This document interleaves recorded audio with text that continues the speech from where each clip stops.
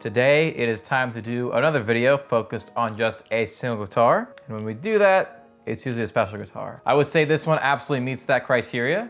This is a Fender ST72-115, a made in Japan 72 reissue Strat. I'm gonna be honest, this video is gonna get kind of nerdy, as what makes this cool is very in-depth specs here, but yeah, let's dig in.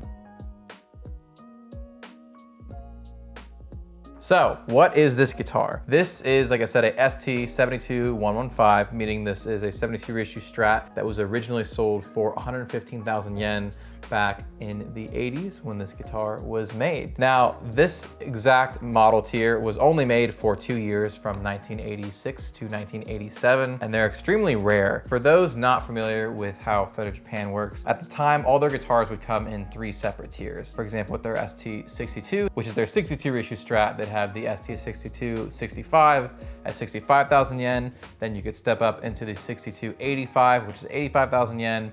And then the top tier guitar was the ST62-115 at 115,000 yen, coming in at nearly double the price of the base level guitar. Now, as you work your way up the tier list, your specs will get a little bit nicer. The base tier guitars will have a poly finish and Japanese pickups, and by the time you get to the top tier guitar, you will usually get a lacquer finish and USA pickups and just kind of the top shelf specs. Now, when Fender Japan originally launched this, they had the 62 reissue and the 57 reissue, and while they did roll out a 72 reissue pretty quickly, it wasn't as early as the other guitars. The 62 reissue and 57 reissue at the 115,000 yen tier were both released first in 1982, but it wouldn't be until 4 years later where you'd get that top tier model of the 72 Strat in 1986, which is what brings us here. I think this is kind of interesting, as this is only 14 years after the original guitar was made. In 2026, this would be the equivalent of them making like a reissue of the Fender American Standard Stratocaster from 2012, which, come to think of it, they did just recently do the Fender American Standard Classic guitars, so maybe that's just where we're at in the world.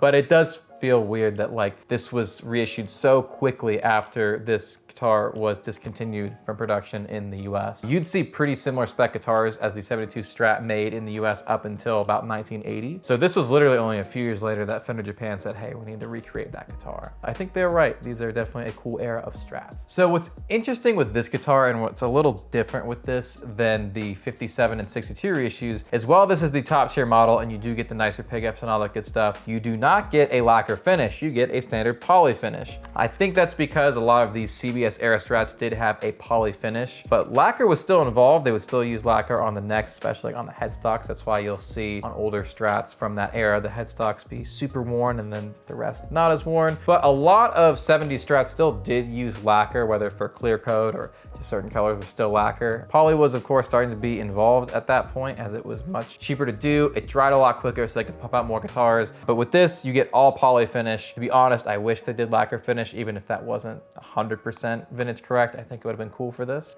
I don't think anybody else has fully documented one of these guitars yet, which is not surprising, as they're not that common. But since it hasn't been done, I want to take this apart. And as we go, we'll talk a little bit more about certain specs and just certain features of this guitar that I think are really cool.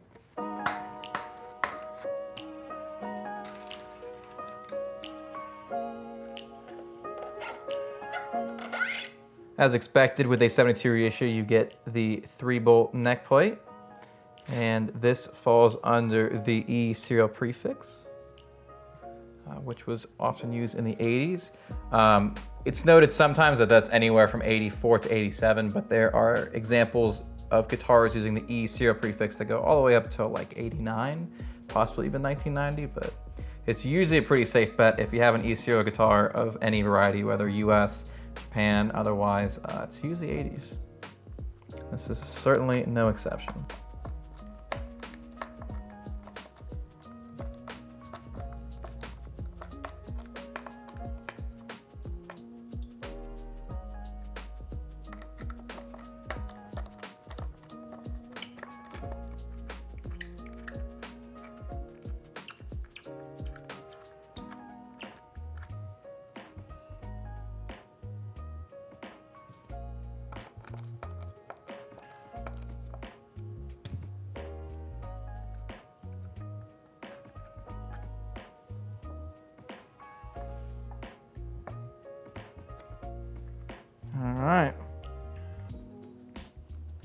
There we go. All right, first thing we'll look at here is on the neck cavity, on the neck pocket here.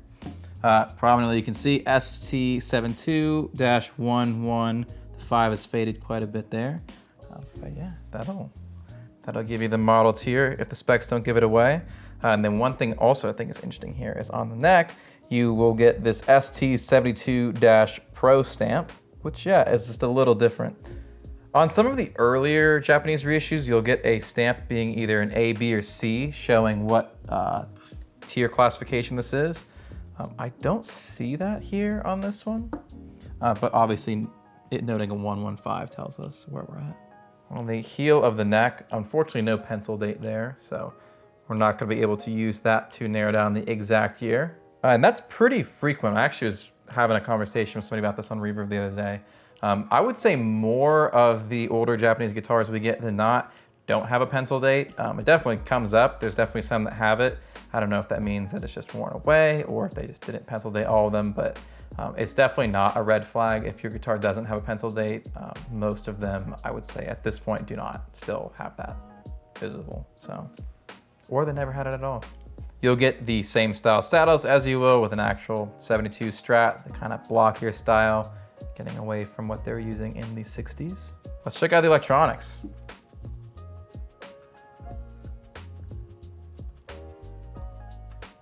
That's what we should do. You notice a lot of the Japan shops, their throw-in gift is a microfiber cloth with the branding on it. Maybe we need to do that.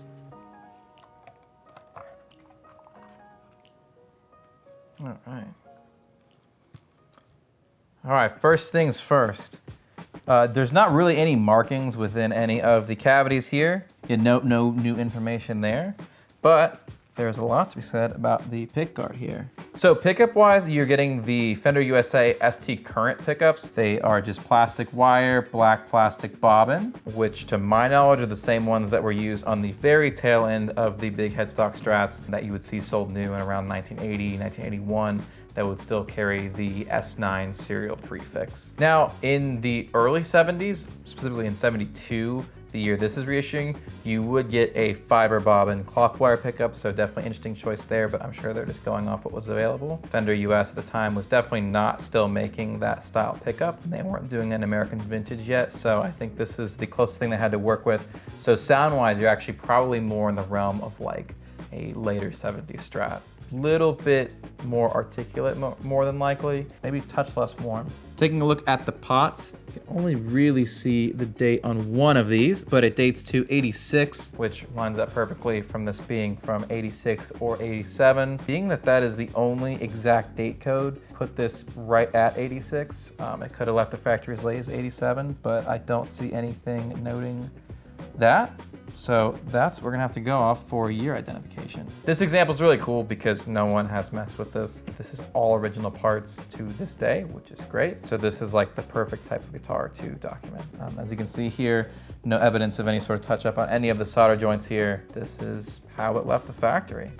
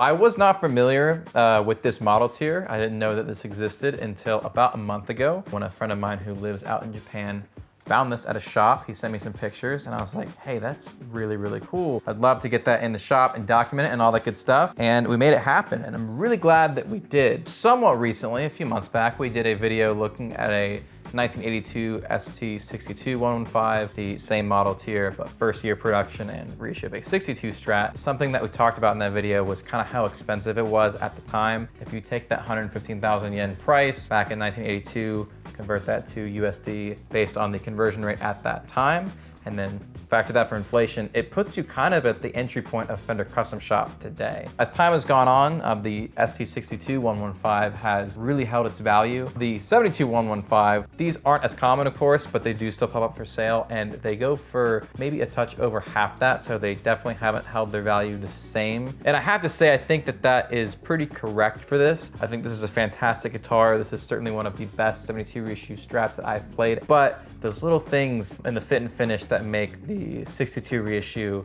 so great didn't really carry over to this guitar. Also, I would say the 72 Strat reissue is not as sought after as the 62. So I think the price point that these demand today kind of is a good sweet spot. I do think that this is a nice notch above the more base tier ST72, but it's not like with some of the other Japan reissues where that top tier model is just on a whole nother level. Right now, we are fortunate to have not only this, but an original USA made 1972 Strat that is also all original. Here is our 1972 Strat that we have.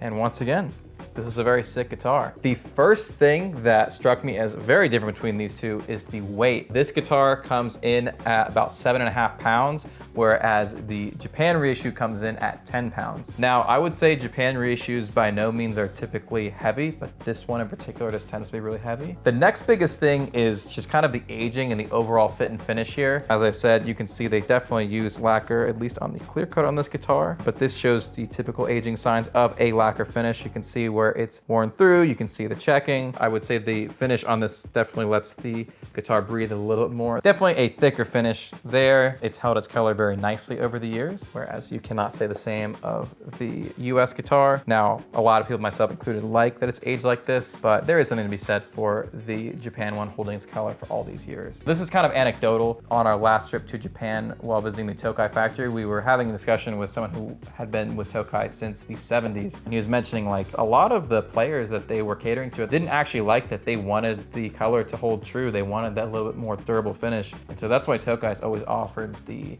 poly finish guitars and the lacquer finish guitars at the same time, as not everyone wants lacquer. So I just found that kind of interesting. Neck profile wise, these are actually pretty similar, and it's probably the thing that these are the closest on. So yeah, I like the necks a lot on both of these. I have no complaints either way. Stability wise, I would say that the Japan guitar actually stays in tune just a little bit better, maybe a little better hardware on this Japan example, but they're both solid. Also fretwork, I have to give it to the Japanese guitar. The fretwork is definitely a little bit cleaner on the Japan reissue. Now this guitar has lived a lot of life, but I have been fortunate enough to play many different 72 and just Strats from the 70s. And the one gripe I usually have is frets. Now sometimes that's because if a guitar has lived a difficult life, the frets have probably been leveled and crowned many times over. This example in particular actually still has quite a bit of life left. But just in general, I would say not only this Japan guitar, but in general, the Japan reissues tend to have a little better fretwork, in my opinion, than a lot of the CBS era Strats did. Now, I have played a lot of CBS era Strats that have been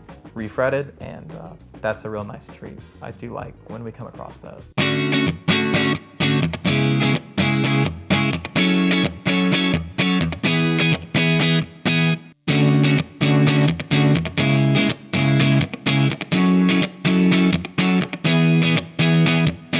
Sound-wise, we did a quick shootout between these two, and they sounded quite a bit different. The Japan one was just a little bit brighter, maybe a little bit more articulate, whereas the American one was a little bit warmer, a little darker. I noticed in the sweet spot on the amp where the Japan one was sounding really great and full and all that, the US one would actually sound a little bit muddy, but when you would dial the amp for the US guitar, the Japan one would be a little bit shrill. So try to find something where we met it in the middle, and that's what you just heard. Concluding thoughts here, this is a cool and very hard to find guitar. This is definitely an interesting Strat. I'm very glad we had the opportunity to document this, as that's just something that I haven't really seen done before. Anytime we get other stuff where it's kind of uncommon, we'll try to do videos like this and where we'll dig in and we'll document everything that's here. If you're looking into a 70s Strat, whether a Japan reissue or an actual vintage USA one, I don't think you can go wrong either way. I think both guitars have their own strengths and weaknesses. I think both guitars have something really special to offer, and kind of what you prioritize is up to you, and that would probably lead you in the direction of which guitar you would prefer. Hope you guys have enjoyed hanging out today. We will be sure to do more videos like this in the future, digging into just one guitar. I guess we dug into two guitars because we looked at the actual 72 a little bit. Anyways, hope you enjoyed hanging out today. If you are into 70s Strats, let us know down below in the comments. Do you have an original one? Do you have a reissue? Let us know what you like, and you can even let us know what you don't like. I know there's all kinds of opinions on this era of Fender. I know some people don't love these CBS era Strats, but I think they're great. I love the big headstock. They definitely have some vibes. Let me know your guys' thoughts down below in the comments. If you are into this Strat or the 72 Strat that we checked out, they are currently both listed for sale on flashphotogear.com, or you can scan the QR code here and check them out. Don't forget to like, subscribe, comment, share the video, and all that good stuff. We'll see you in another video soon. Bye. If you enjoyed this video, you might enjoy this one as well. There we go.